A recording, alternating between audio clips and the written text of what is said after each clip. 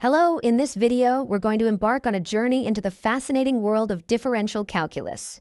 By the end of this session, you will be able to explain the core concept of differential calculus, connect it to the real world, and apply it to find the rate of change of any function. So, what exactly is it? At its heart, differential calculus is about understanding change. More specifically, it's about the rate at which something changes. Think about it. Our world is constantly changing. The temperature outside rises and falls, the speed of a car varies, and even the value of your phone decreases over time. Calculus gives us the tools to analyze these dynamic processes with precision. Now, the first thing we'll learn is a powerful operator that does all of this for us. It's called the derivative. Our main goal here is to define this derivative and understand what it represents. The derivative is a mathematical tool that allows us to find the instantaneous rate of change of a function. Now that sounds a bit complex, but let's break it down. Our first step is to understand what we mean by rate of change. In this scene, you will learn how to calculate the average rate of change from a function's graph. You've likely come across this concept before in science or economics. It's often referred to as speed, or the slope of a line on a graph. Let's imagine you're on a road trip. You leave London at 8 a.m. and arrive in Edinburgh at 2 p.m. having driven 400 miles. You want to know your average speed. Your average speed would be the total distance divided by the total time. That's 400 miles divided by 6 hours, which equals 66.7 miles per hour. Now, did you maintain that speed for the entire journey? Of course not. You sped up, slowed down for traffic, and stopped for breaks. The average doesn't tell us what happened at any single moment. In other words, we calculated an average rate of change. On a graph, this is represented by the slope of the secant line. A secant line is simply a straight line that connects 2 points on a curve. So the average rate of change between 2 points on a function's curve is the slope of the line that connects those 2 points. This gives us a general idea of the change over an interval. So we've now seen how to calculate the average rate of change between 2 points on a function's graph. It's the slope of the secant line, giving us a general idea of how the function changes over an interval. We've established that the average rate of change doesn't tell us what's happening at a specific instant. This brings us to the main event, finding the instantaneous rate of change. How can we find the speed of your car at 11:30 a.m. or the exact moment the temperature in London stops rising? This is the central problem of differential calculus, and the solution is brilliantly simple. Make the interval over which we're calculating the average smaller and smaller. Imagine our secant line connecting 2 points, A and B. What happens if we move point B closer and closer to point A? As B gets closer to A, the secant line gets closer to touching the curve at only 1 point, A. The slope of this line approaches a specific value. This line, which touches the curve at exactly 1 point, is called the tangent line. Its slope represents the instantaneous rate of change at that single point. So, to find the instantaneous rate of change at a point, we need to find the slope of the tangent line at that point. This is the big idea. Today, we've solved one of the fundamental puzzles of calculus. We found that the instantaneous rate of change at a point is given by the slope of the tangent line to the curve at that point. We've established that we need to find the slope of a tangent line. But how do we actually do that? In this scene, you will learn the formal definition of the derivative. Let's use the algebra we already know to formalize this process. We'll start with our average rate of change formula.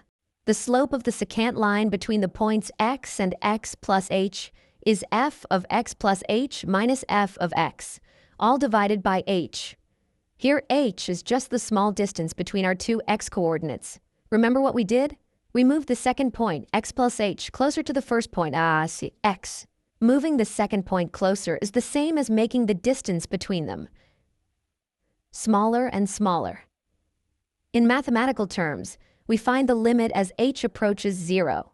This limit is exactly what we call the derivative of f of x, and we write it as f prime of x. This formula, which you should recognize, is one of the most powerful ideas in all of mathematics. It defines the slope of the tangent line at any point x on the curve of f of x. Today, we've successfully stated the formal limit-based definition of the derivative. This formula is the cornerstone of differential calculus, giving us a way to compute instantaneous rates of change. Now that we have the definition, let's see it in action. Be warned, Using this definition every time can be a bit tedious. Our goal here is to apply the limit definition to find the derivative of a simple function. Let's find the derivative of the function f of x equals x squared. We'll use our formula. The first step is to find f of x plus h. If f of x is x squared, then f of x plus h must be x plus h squared. Expanding this, we get x squared plus 2xh plus h squared. Now we substitute this into our derivative formula. Our formula becomes the limit as h approaches 0 of x squared plus 2sh plus h squared minus x squared all over h. Take a moment to look at this expression. What can we simplify? Notice the x squared terms cancel out. If we tried to plug in h equals 0 now, we'd get 0 over 0, which is undefined. This is a big clue that we need to simplify further. We can factor out an h from the numerator. This gives us h times 2x plus h. Now we have an h in the numerator and the denominator, so we can cancel them out. This is perfectly valid as long as h is not exactly 0. We've removed the source of our problem. Now we can take the limit by substituting h equals 0. The limit of 2x plus h as h approaches 0 is just 2x. And there we have it. The derivative of x squared is 2x. This means the slope of the tangent line to the parabola y equals x squared at any point x is given by 2x. We have successfully applied the limit definition of the derivative to find the derivative of x squared. While effective, this process shows us that we need some more efficient methods. That last calculation was a bit of work, wasn't it? Luckily, mathematicians have discovered a set of rules, or shortcuts, to make differentiation much quicker. Our goal now is to introduce these rules to make differentiation much more efficient. These rules are derived from the limit definition, but allow us to bypass it. The most fundamental one is the power rule. The power rule is used to find the derivative of a variable raised to a power, like x to the n. It states that the derivative is the power n, multiplied by the variable x, raised to the power n minus 1.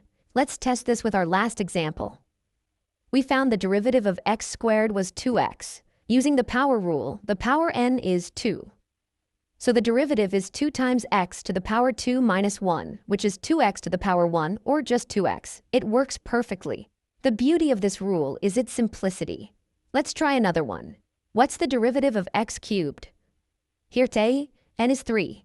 So the derivative is 3 times x to the power 3 minus 1, which is 3x squared. Much faster. What about the derivative of a constant like the number 5? A constant function like y equals 5 is a horizontal line.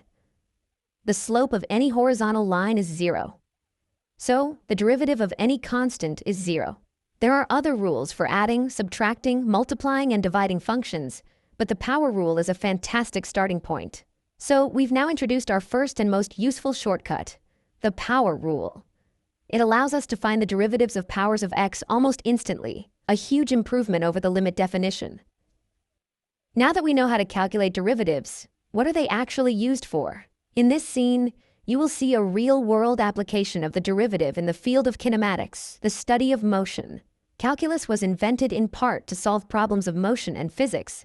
If we have a function that describes the position of an object, which we'll call s of t, where s is position and t is time, we can find its velocity and acceleration. The derivative of the position function gives us the velocity. This is the instantaneous rate of change of position, and the derivative of the velocity function gives us the acceleration. This is the instantaneous rate of change of velocity. Let's work through an example. Imagine a ball is thrown into the air, and its height, s, after t seconds, is given by the function s of t equals 16 minus t squared. First, let's find the function for its velocity. We take the derivative of the position. Using the power rule, the derivative of 16t is 16, and the derivative of t squared is 2t. So the velocity function is v of t equals 16 minus 2t. What about the acceleration? We find the derivative of the velocity. The derivative of 16 is 0, and the derivative of negative 2t is negative 2.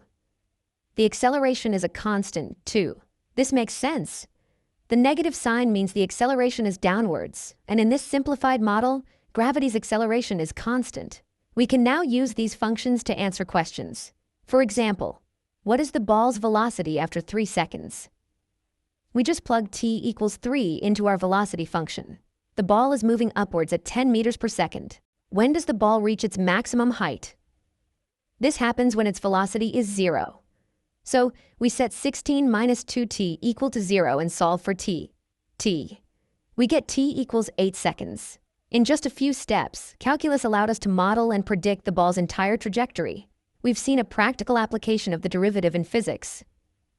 By differentiating the position function, we can calculate velocity and acceleration at any moment in time, revealing the intricate details of an object's motion. Calculus isn't just for physics, it's a powerful tool in business, economics, and optimizing processes. Our final goal for today is to understand another major application of the derivative: finding maximum and minimum points. In economics, you might want to find the production level that maximizes profit. In engineering, you might want to minimize the amount of material needed for a container. These are all optimization problems, and the derivative provides the key. Think about the shape of a graph with a peak or a valley. What is special about the tangent line at that very point? At the highest point, a maximum, the graph flattens out. The tangent line is horizontal. What is the slope of a horizontal line? It's 0. Similarly, at the lowest point, a minimum, the graph also flattens. The tangent line is horizontal, and its slope is also 0. This gives us a fantastic rule. To find the maximum or minimum points of a function, we must find where its derivative is equal to 0. These are called critical points. Let's apply this to a profit function. Suppose the profit P from producing x items is given by the function P of x equals 100x minus x squared. We want to find the number of items, x, that maximizes profit. Step 1. Find the derivative of the profit function. The derivative P prime of x is 100 minus 2x. Step 2. Set the derivative equal to 0 to find the critical point. 100 minus 2x equals 0. Solving for x, we get x equals 50. So, a production level of 50 items is a critical point. To confirm it's a maximum, we could use other calculus tools, but for this simple shape, it's clear. We've learned a powerful technique for optimization. By setting the derivative of a function to 0, we can find the points where the function reaches a maximum or minimum value, solving real-world problems like maximizing profit. So let's bring it all together. We started with a fundamental question. How do we describe the rate of change at a single moment in time? We found the answer in the concept of the derivative. We saw that the average rate of change over an interval is the slope of the secant line. And, by taking the limit as the interval shrinks to 0, we arrived at the instantaneous rate of change, the slope of the tangent line. This led us to the formal definition of the derivative. Then, to make our lives easier, we learned about differentiation rules, like the power rule, which are incredibly efficient shortcuts. Finally, we explored two powerful real-world applications of the derivative: modeling motion and optimizing functions to find their maximum and minimum values. Differential calculus is more than just a set of formulas. It's a way of looking at the world that allows us to understand and predict dynamic processes. It's the language of engineers, scientists, economists, and mathematicians. I hope this introduction has sparked your curiosity and shown you the elegance and utility of this incredible field. Thank you for watching.